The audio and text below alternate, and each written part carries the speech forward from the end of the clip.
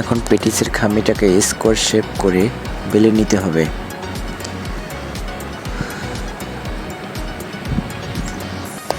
কত সুন্দর করে হাতের মাধ্যমে পেটিস কাটা হচ্ছে দেখুন।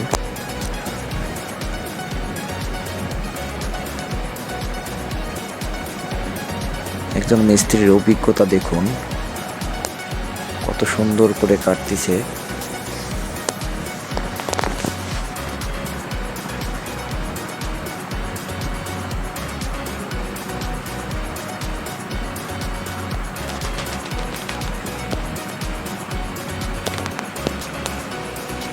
কাটার কাজ প্রায়। সবজি দেওয়ার পরে এখন দেখুন পেটিসগুলো কত সুন্দর করে ট্রেতে উঠাচ্ছে, কত সুন্দর সাজিয়ে সাজিয়ে ট্রেতে দিচ্ছে দেখুন।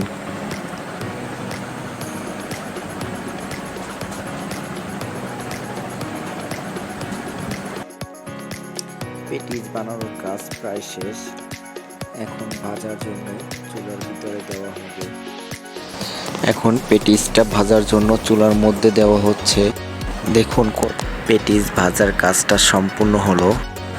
এখন পেটিসগুলো চুলা থেকে নামাতে হবে। পেটিসগুলো খেতে খুবই সুস্বাদু।